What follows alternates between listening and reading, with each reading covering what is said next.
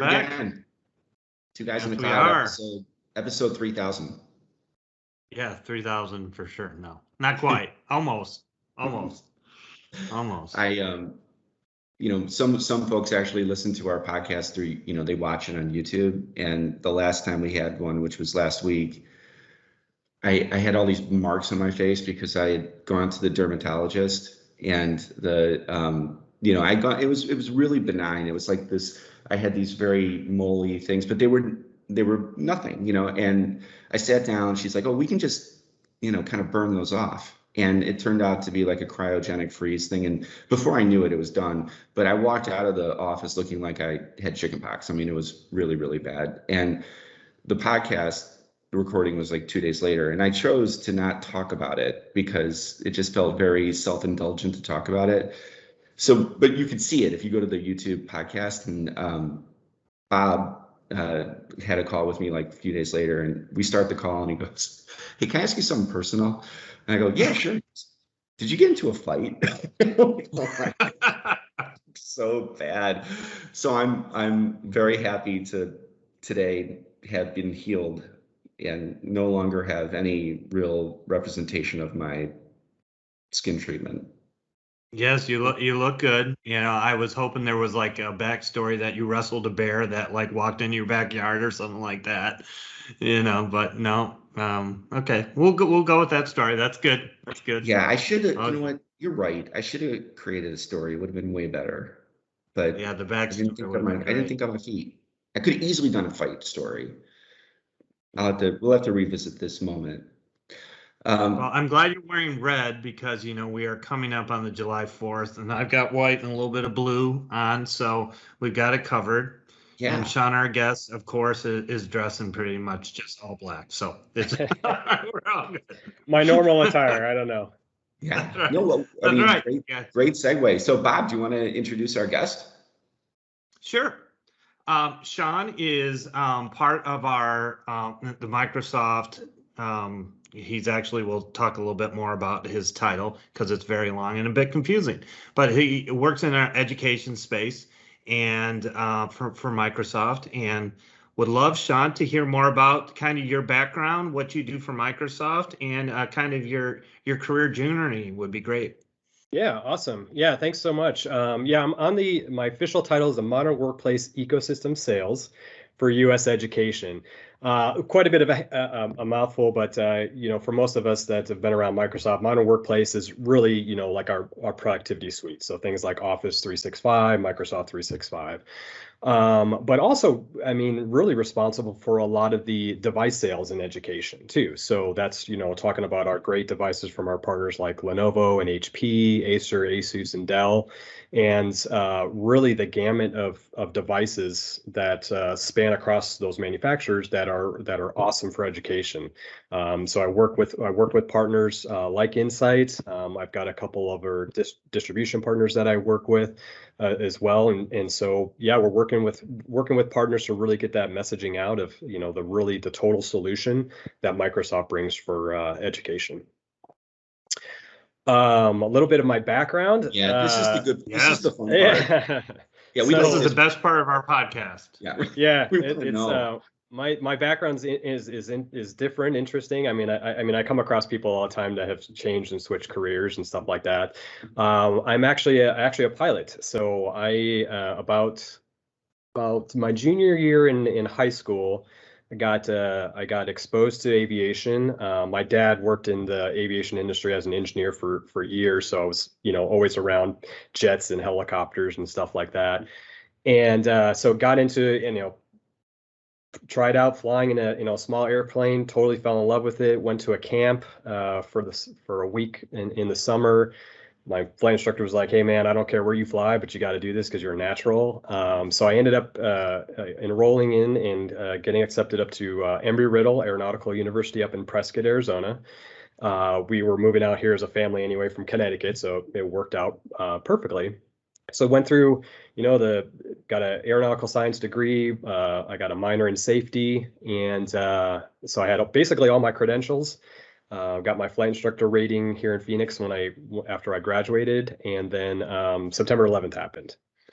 So obviously that we all kind of know how that devastated the country and really the industry as well. So I actually took a pause from that. I got into IT sales for about 3 years. So I sold into the K through 12 space and also in higher education. So I kind of got my first exposure to sales and into IT sales. After that nice little stint, I returned to the aviation space. So I was a flight instructor for about a year, which is very fun, but also scary at the same time because even begin to imagine. You know, I think of myself in trying to fly, and I would be the most dangerous person behind a stick, and I can't imagine being the person trying to stay calm while I'm nose diving. It definitely takes quite a bit of patience, but you also notice that you're talking very, very fast all of the time. I mean, we used to, we'd probably have about 4 hours of flight time before lunch and 4 hours after. So, I mean, 8 straight hours of basically talking because, you don't, if you've got somebody in the left seat for the most time that have no experience and you're trying to teach them. And the most scariest part, I think, or the most stressful is when you actually have to make that decision to get out of the airplane and let them do their first solo flight. And that's usually I was okay. Most of my students were on point. There's only like 1 or 2 that I was kind of questionable about, but it was really exciting. I mean, I got to anyway. I mean, I got to fly with kids as young as 15 because they could start flying and they could get at least solo before they got their license when they turned 16. So I mean, I had really, really young kids. We worked with a charter school that actually had a granted program to get kids into aviation, which was really awesome. And then I flew with, people of all different ages, races, backgrounds, everything up to, 70-year-olds that were, just marking this off their bucket list and stuff like that. So it was really fun, really rewarding.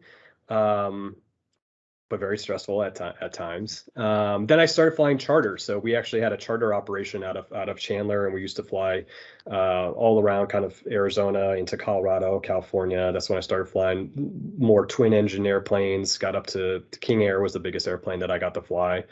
So it was really fun. Unfortunately, out of no control of my own, I got a virus in my ear, which basically messed with my balance because ears are very important for our balance, and when you're in an airplane and it's constantly moving, it just didn't make me feel very good. So at the kind of the direction of my doctors and my fiance was going to be my wife very soon after that, I said, hey, I don't think I can fly anymore. So it really was a bummer, but again, it was a safety thing, and I was sole pilot in these charter planes, and I was like, I can't, I don't want to, cause any issues in safety when it comes to myself and my passengers. So had to exit from it. So it's been about 15 years since I flew, but that's okay. I still have a passion for it. My wife is actually a graphic designer now, working for a pilot store, online pilot store. So she's actually in the industry now, which is kind of cool. So I get to kind of still live in that industry a little bit. So it was fun. So the clear natural segue here for us is Microsoft Flight Simulator.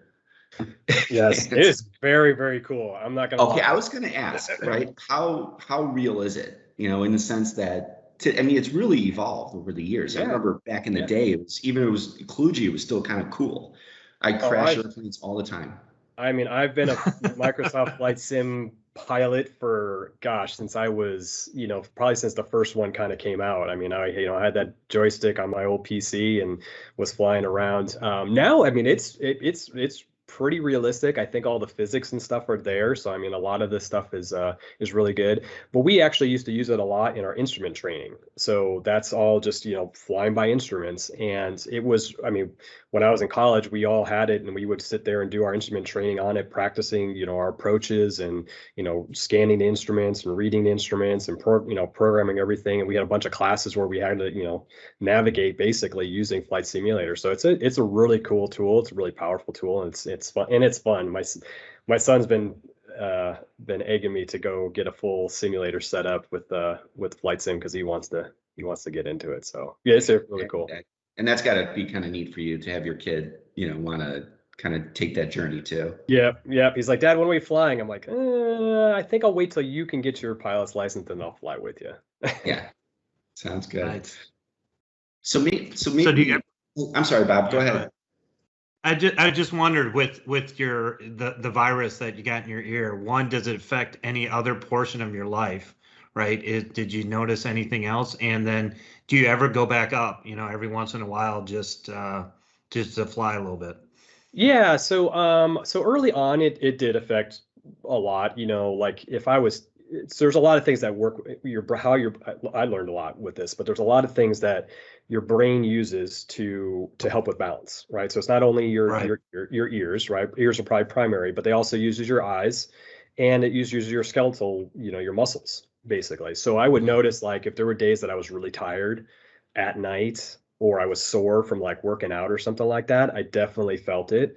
But I went back to the doctors about 5 or 10 years later, I can't remember, and they ran the same test, and my brain actually is starting, it has compensated for it, so it's actually not as bad, and I don't get so woozy, and I'm fine on commercial airlines right now. Yeah, I was going to ask that. Yeah, that's cool. Yeah, Okay, cool. for the most part they're pretty smooth, and I don't usually get affected by it. But I haven't been up in a small airplane in a really long time. Okay. But again, as my son is kind of getting interested in it, that'll probably change. So Yeah. Aviation's in your blood somewhere then, for sure, yeah, I huh? guess. That's nice. That's cool. That's a cool story. So let's talk about the education space a bit. That's, a very, very sweeping topic. And we definitely don't have to limit it to just devices, right? I think, anything that has to do with technology and education, and, clearly we've come off of a year where that I hate even saying industry, but, the education space had to pivot dramatically. Yeah. You and I have had a chance to compare notes a bit before, and my wife is a teacher, third grade teacher, and she went through this last year and had to do all of the virtual classrooms and then the hybrid, and just watching her. That was fascinating watching her evolve through the whole thing. Yeah. So, if you were to sort of look at the education space today and as it's going into this next year, what do you think are the topics relative to technology that most folks are kind of wrapping their heads around right now? Yeah, I think that the education space has always had grand ideas, but they were typically out 3 to 5 years, from um, as far as their kind of like digital transformation and their kind of goal to really embrace technology in the classroom. You've seen that, probably over the last 5 to 6 years, that's progressively kind of kept happening, more and more, devices in the hands of the students. But I don't think it was ever really used to its fullest extent, right? So, a lot of it, again, it's great having a device, and it's great having your schoolwork, and a lot of these students have to be exposed to this technology because when they get out of school, go into high school and into their careers, like it's all, they're gonna have a device and a laptop and more than likely Windows and Office in some capacity. So, it's again 3 to 5 year goal that basically got accelerated overnight, right? When everything kind of shut down and schools went completely remote. And I don't think that, schools were really prepared for it. And we definitely saw it kind of in this, the school district that we're in, is that they were kind of scrambling and saying, okay, what do we have, right? What technology do we have in place? We've got something for video, we've got something for chat, we're kind of using something else for, pushing down assignments and assessments and, surveys and stuff like that. And so they, used whatever they had.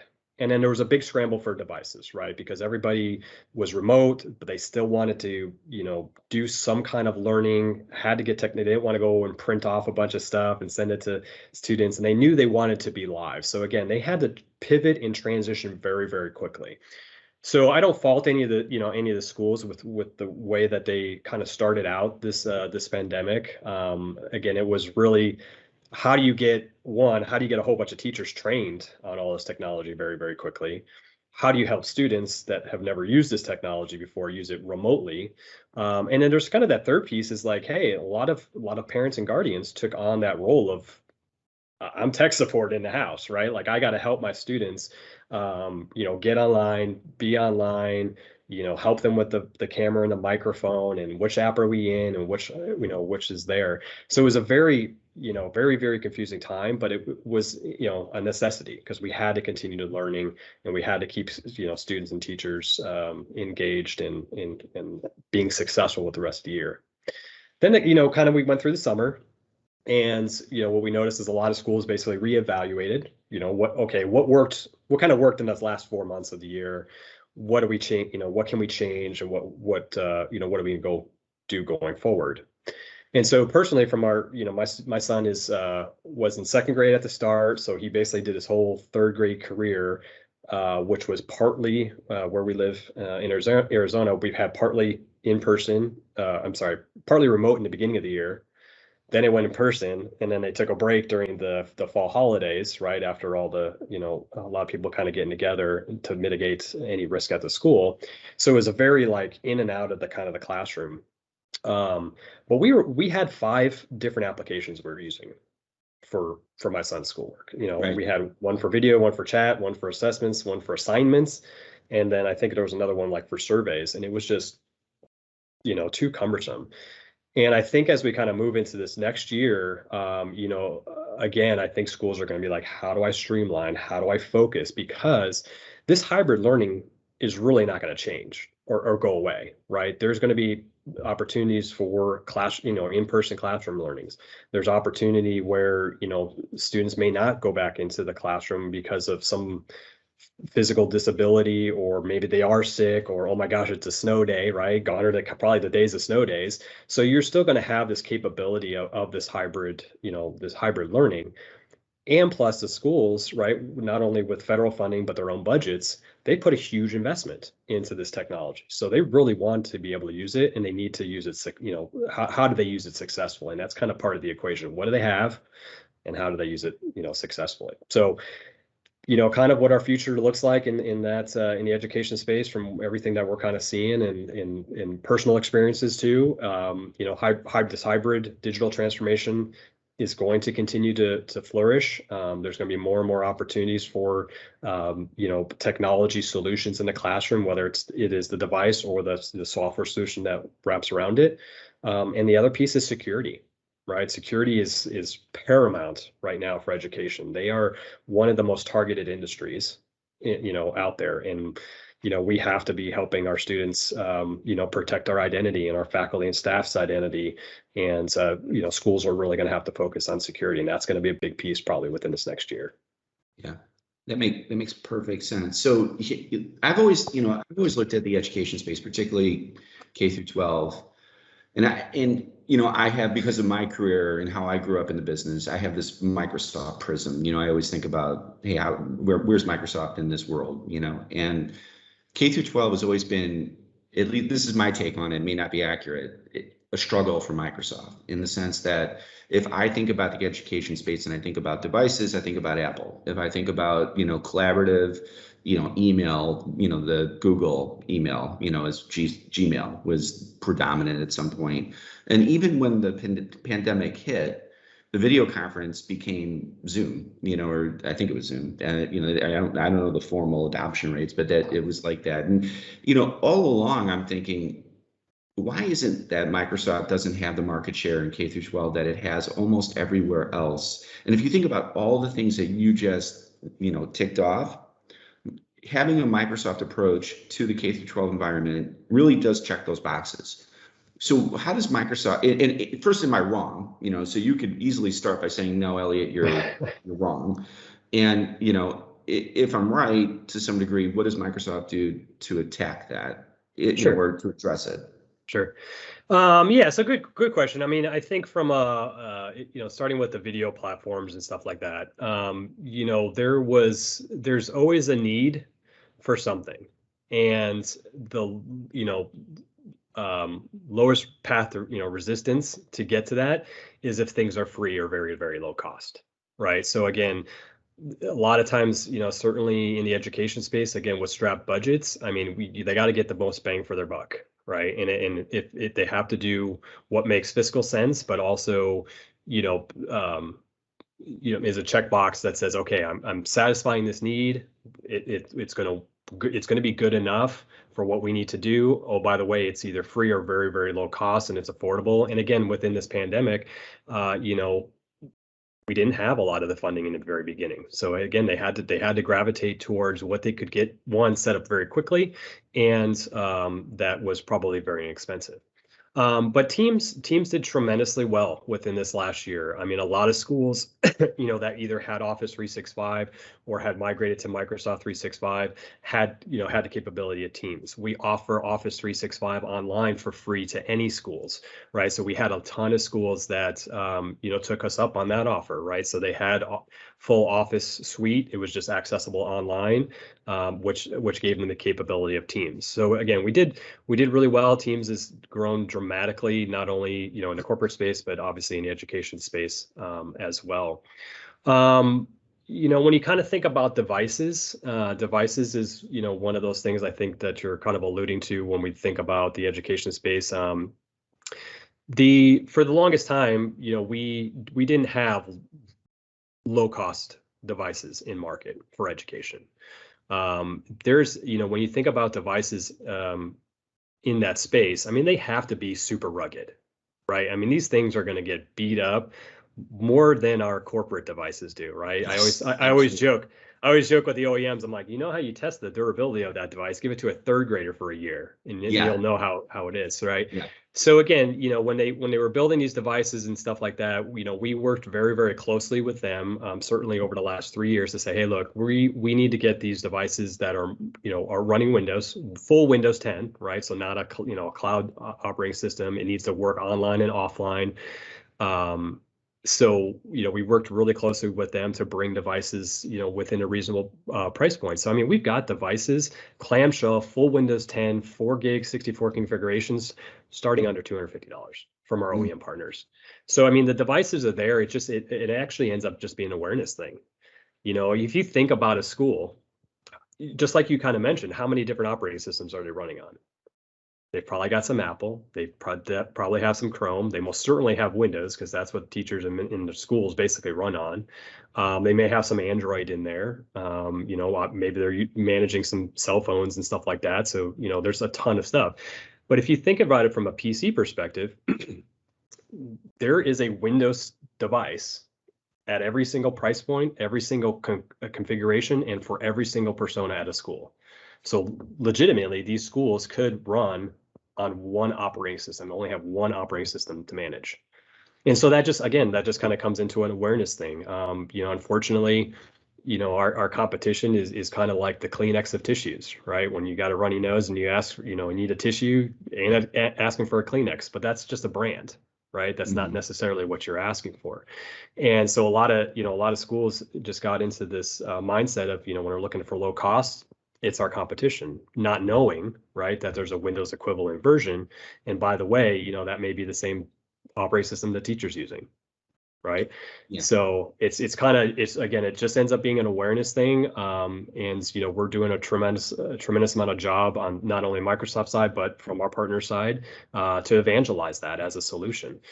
And we're also kind of building things. We saw a lot of gaps in, how Windows is deployed.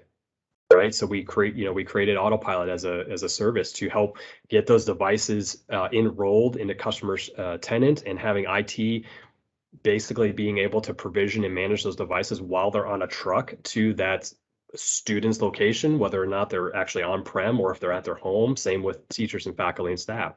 So we've made it easier, one, to have a full portfolio of devices from a financial standpoint. So again, go as low as possible that you want, and you can have any device in any configuration and persona that you need, to helping deploy those devices, zero touch, right? And being able to just get those devices out to students as quick as possible. And that, what, I'm really glad you brought up Autopilot. Because first of all, I think it's some really cool technology, and I think it's a massive advantage in terms of, the Windows device and what it brings. And for those that may be listening that don't know what it means, Autopilot, and you're describing it, but largely speaking, it's if I'm a student or teacher or person and I receive the laptop in the mail, because that's what the way it would get to me. It would be shipped over to my house in, you know, a package, and I'd open it up.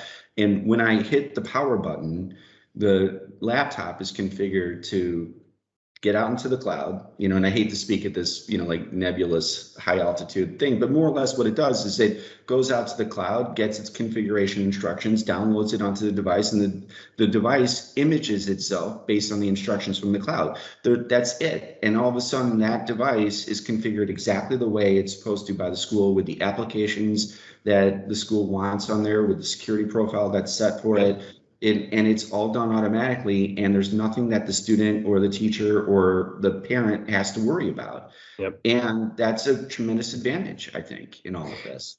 Yeah, and it's huge. And again, you know, we kind of go back to awareness. It's a lot of schools in IT, again, just have done things the old way, right? So you kind of think about, I've been in the IT sales space for over a decade now. So I've seen how it's kind of progressed, and this is really amazing. But a lot of schools and a lot of IT professionals at schools just don't know how to do this modern deployment in zero touch. They're used to doing, imaging the devices, during the summer when nobody's in school. They can get the devices, they can build their custom images depending on the student's going to. And oh, by the way, that device has to go to that exact student because that's the image that's on this device.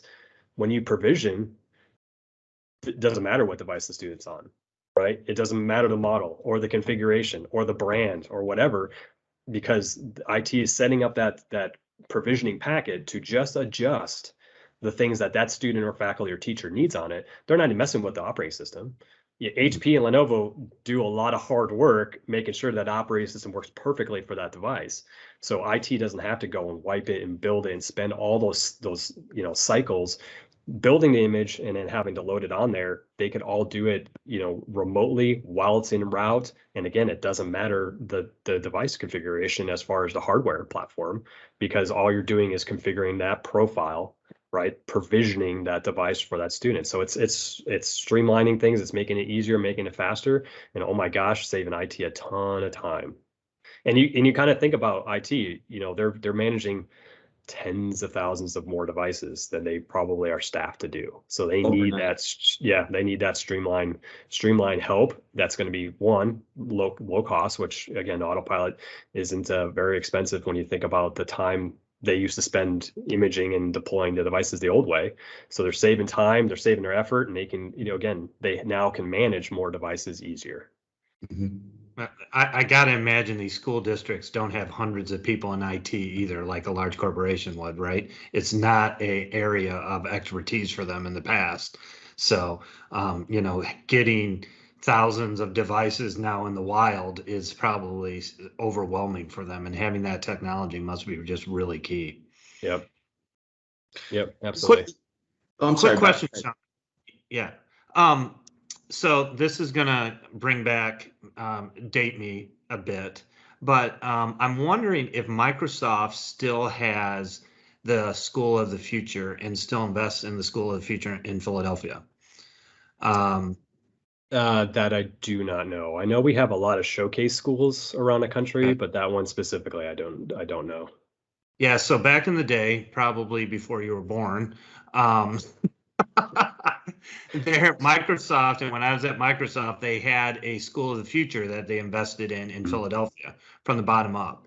And they basically seeded it with Microsoft technologies. So you could take people there and show them how a school would work, kind of in the future, if you will, or with Microsoft technology. And to make a long story short, I had a large publisher client that did textbooks, and we had set up a day to go out there. I fly into Philadelphia, hit the airport, and they canceled on me right when I landed. Oh, no. So I got to spend a few hours waiting for the next flight home in the Philadelphia airport. But that was the one chance I had to check. And, it was in probably a tougher neighborhood, and they really were doing some great things there. And it's great to see, The other thing I got thinking about when you were talking, I'm going to make a prediction for school systems moving forward, right? One of the things, and I'm a sports guy, and I always like to tie the two worlds together, right? You see universities and even high schools and school districts now be like a Nike school or an Adidas school or something along those lines. I bet you we get to a point in the near future where a school district is a Microsoft district, right? Or a Google district or something along those lines where they just go all in on that technology, because what you're saying is so true. No, little to no IT staff, right? They need technology that works together in a seamless fashion, and that's easy for kids to understand. Microsoft wants to be invested in it because I know that Microsoft has the thought, if you get people on the platform at a young age, you then have them as they go through, go to college, become professional, they're used to the platform. I worked at Microsoft for 16 years. My daughter hands me an Apple device, an Apple laptop, and I go, why can't I touch? What is this thing? How do I open things? It is a complete nightmare for me. And I've drank the Kool-Aid, obviously, but that's where I think we're going potentially. So I just that was an idea in the back of my head. Yeah, we do have a ton of showcase schools around the country, where we've, worked very closely with them to build up their solution. And we've got some great account teams that work with, a lot of schools around the country to, again, kind of do that, what you're kind of talking about. It's like, hey, Microsoft really has the most robust solution, right? Whether talk about the endpoints to these, software solution, whether it being Microsoft 365, or if we're just talking about things like Teams. Again, it is probably the most robust portfolio. Again, not only the devices going across, any person right at that school, but the software, package. Again, schools are run on Office. Office is, again, very very heavily used, obviously, in the corporate space and into education. So, it behooves a lot of schools to be teaching on Office and Windows, because more than likely that's what the students are going to be exposed to when they get out of their K through 12 or even their higher education careers. Yeah, and that's always been the story, in the sense that, when they get out of the academic world, they're going to encounter this reality, which is, Microsoft. Yeah, it's all about being the most productive, right? Yeah. And we do have the most robust portfolio from that scenario. So I have an idea. This is a bit of a brainstorm, which will probably sound not smart, but let me throw it at you, right? And if it turns out to be a really good idea, just a half a point royalty or a point royalty, and I'll be okay. All right. So this is my pitch. So with Autopilot, there's packages that get delivered, configured profiles that get delivered. And one of the things that you said is, if I'm in a school, there's 4 or 5 applications that may typically be used. And I kind of am guessing that there's the 80-20 rule, that, there's 4 or 5 applications that are used in the vast number of school systems K through 12. What if Microsoft created a standard packet that was, an Autopilot packet that was coupled with a device? And so in essence, you're saying to a school system, not only do you get this low-cost device, you get it on the Microsoft operating system, it's configured in a secure environment, and it includes these 5 or 6 applications in the packet, and will deliver it to the customers for you. Yeah, it's definitely something Insight can help with. Yeah, no, maybe there's somebody inside right now that's going, Elliot, don't talk to him about it. Let's do something. But, I don't know. I was just, is that a good idea, or is that just one of those things that it would be impossible to pull off, or it's really not, that's not the reality? No, it's absolutely doable. You think about Autopilot. Autopilot really is a partner channel program. Right. This is something for partners to utilize to help their end user customers get these devices, again, into their tenants. Then they use Intune or Intune for Education to manage those profiles and stuff like that. And there's, it's a great option. And I think that's something that Insight can easily do for their customers to say, hey, we'll help you build those profiles. We'll help you provision those devices. And again, we make it easy and for partners to assist those end user customers to do those things. But yeah, I mean, it's actually it's not hard to do that, and that's what we see a lot too. Is that, remember, we're kind of going back to that imaging thing, right? It's very hard to change that image specifically for one or two students or a classroom of students. Right. But thinking about the cloud and how powerful cloud management is, like Intune, I mean, IT could go and say, hey, these 30 kids are in Mrs. Smith's science class. Ms. Smith hit me up and said, hey, I found this really cool science app that's on the Microsoft Store, whether it's free or, slightly inexpensive or whatever. All that IT guy needs to do is go onto Intune, because we use what's called school data sync to pull in the student information from the school and put it into their Microsoft tenant. That IT can go and see those students in Mrs. Smith's class and say, okay, I want them, only them, to have that application. So you don't have to have those bright, shiny objects, right, for other students in that image that was created and them clicking on it in their classroom. Oh no, I can just say, hey, for this specific set of students, for this classroom, under Ms. Smith, they can have this application. And then very easy, again, for them to go back and turn it off if they don't want it. I think we're inventing a managed service right here on the spot. That's a real good one. Yeah. There you go. Of course, we probably didn't invent it. I'm sure this is happening all the time, but I like it. It's good. Shaun, I see that in the corporate space now, a lot of companies are investing into technology, not only Wi-Fi, but devices for kids that don't have access to that at home. I'll give you an example. The Rocket Mortgage Golf Tournament in Detroit this week is sponsoring technology for kids in these type of environments. So they're taking a lot of money that they're going to get from the tournament and turn those back into technology needs for kids that don't have it. Are you familiar with some of the stuff that's going on in that space from a charity standpoint? And are you seeing, since you're close to that market, are you seeing that that technology and those investments starting to make a difference? Yeah, I mean, you think about it. I think the last report I saw, something like 10 million households don't have internet access.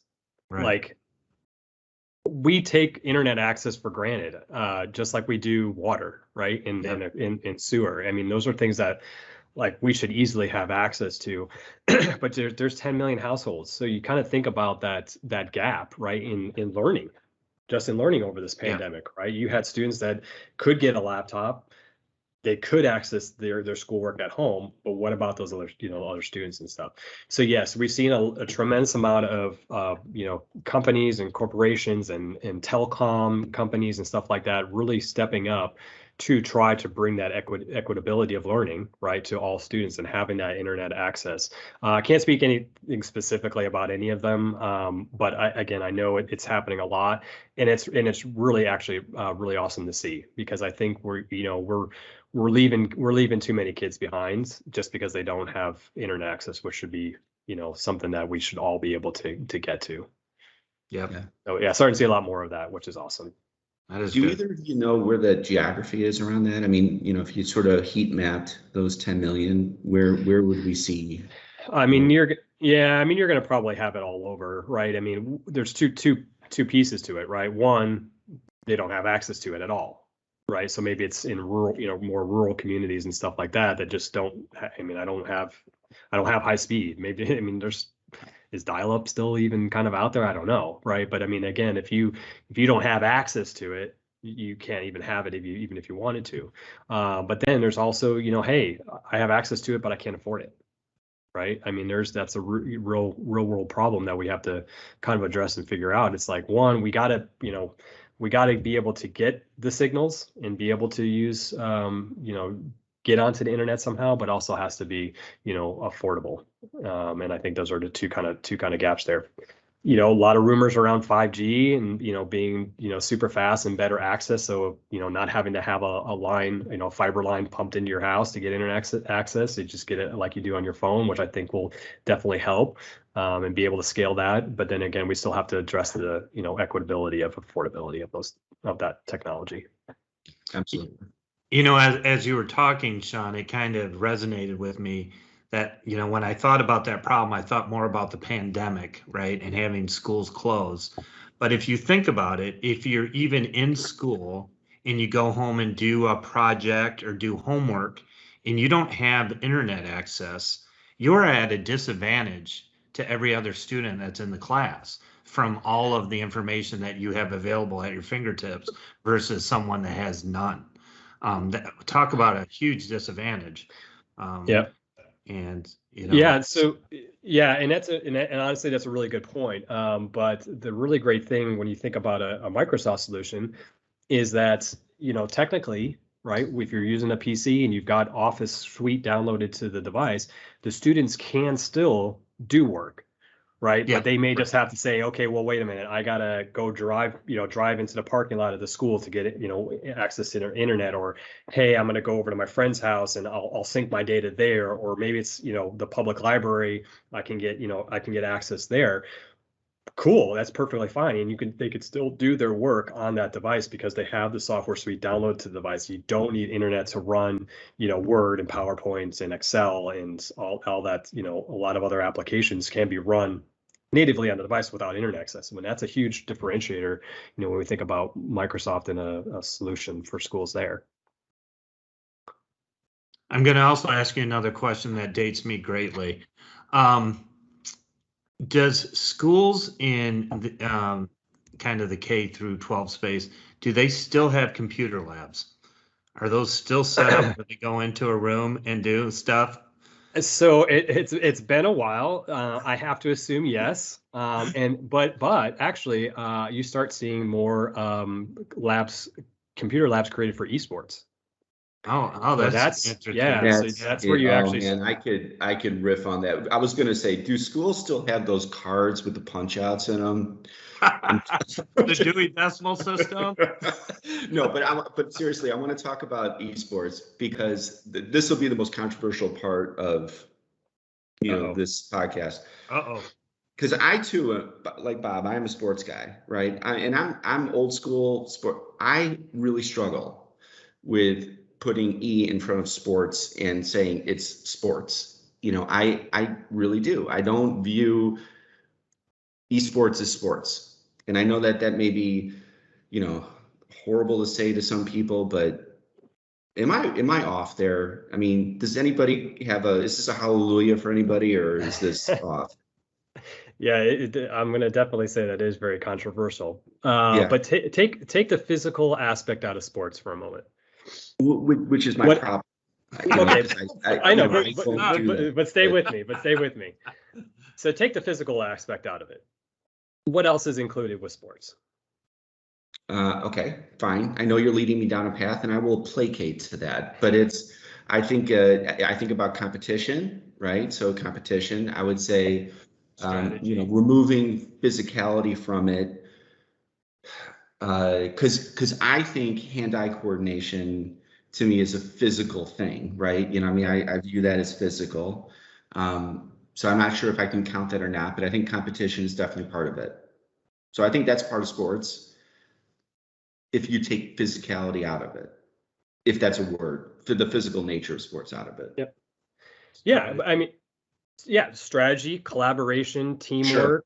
I mean, you're building, you're trying to solve problems, right? Even though it's a sports and it may be a game, you're still trying to get from point A to point B, and now you're teaching, right? Collaboration between a group of people, right? There's going to be leaders, there's going to be assignments of roles and capabilities to go and achieve that goal. And a ton of, eye-hand coordination is associated with it. So, I mean, it's classified as a sport. I think it's tremendous sport. I mean, sports, can be I mean, you look at race car drivers, yes, it's very physical in the cockpit, but they're not throwing a ball or anything, but it's still a Yeah, motorsport, I right? definitely, and absolutely, I think sports don't require a ball. So I'm not saying that. Yeah. But and there's no right answer here. And yes, somebody has already officially designated esports as a sport. And really, the truth is, it's all about the economy, and it's all about where people want to invest their time. And I just, what, here's the thing, this is the old school guy, right? Yesterday, I was at the gym, and I was in this, I forgive the image, I was swimming, you know what I mean? And I was in the lane, there was a guy next to me, and his kid was standing outside of the pool, and they were arguing because the kid wanted to go home and play video games. And the dad's like, look, you know what? I'm sorry you're mad about playing video games, but go and do something physical, play out here. And the kid wasn't going to do it. He was going to wait until, you know. And to me, there's something that's about sports, the physical nature of sports, that's, part of the human condition in terms of when you build camaraderie around that. And there is this sort of return that comes from playing a sport. And I fear this thing about us channeling everything into our rooms with video, or through the digital experience. I mean, life has to have balance, and that's me. And I'm going to stop. I'm going to get off my soapbox.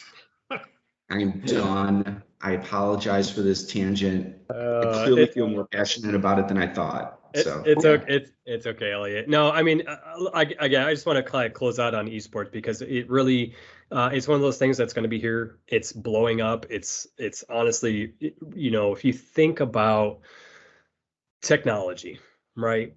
Ultimately, at the end of the day, we're getting kids in K through 12 and higher education. They have to be inundated with technology. That is what our future is, right? Computer science should be core to curriculum: reading, writing, arithmetic, computer science, right? Like, yeah. It's gonna, if it's not already in place at schools right now, it will be. And honestly, from an esports perspective, I mean, it's really kind of is the great equalizer too, right? If you think about from a sporting standpoint, there's kids that are built for football. There's built for hockey. There's kids built for gymnastics. Not every kid is built to do that. And really, we want to still have anybody, right? Really anybody can play esports and work on that collaboration. But there's so much more from a technology standpoint in the esports. Again, we talked about it. Collaboration is huge. We collaborate all day long. How can we teach kids to collaborate any way better than through esports? They're looking at scenarios and trying to come up with answers. They're doing communications, right, based on their play. So they're broadcasting. So they're learning about broadcasting and vlogging and like all this other stuff that I guess we're inundated with all day long, and teaching them that and helping them again for the future, because technology skills of some kind are going to be really important. And then you see a lot of these kids are taking esports and they're talking about coding. So they're creating their own games, right, to do a competition within the classroom. I mean, you think about Minecraft, we got Minecraft Education Edition, and within the game, it teaches coding. And you can set up, you can set up esports competitions as well within Minecraft. So, I mean, again, this is the future. I mean, kids are going to do it no matter, what, across all gamuts. And it's great too, because a lot of these kids connect with people in other countries. A lot of times when you're playing sports, you're in your own community, right? I dig it. I'm good. I'm done with my Archie Bunker moment. That's me, like in my Archie Bunker chair, denying the future. So no, but you do make a very good case for that. So that's thank you. So Shaun, with that, just one more question on that. I know esports is blowing up, but I didn't realize it had got to the school level. So are there school competitions? I mean, are there, like almost you would see in a athletic district? Are there now esports districts at the, I would assume, high school level, but maybe even below that? Is that going on? Yeah, I mean, there's scholarships to universities for esports. Right. So, I mean, there's a ton of grants and scholarships and all that stuff from an esports perspective to get into and pay for college.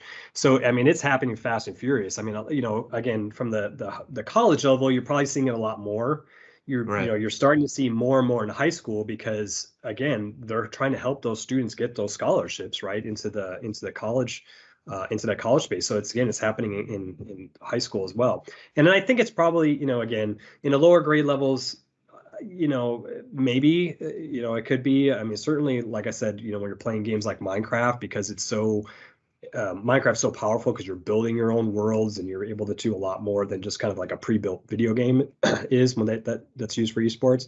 So again, there's a lot more easier ways to kind of introduce younger students into that computer science and esports kind of realm. So when they do get into high school and they're joining league, I mean, there's leagues all over the place. They're joining those leagues and they're doing real well and they're getting scholarships into college. Awesome.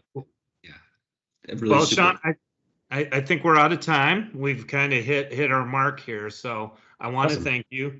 You've also clearly pointed out that we should rename our podcast to Two Old Guys Yelling at a Cloud.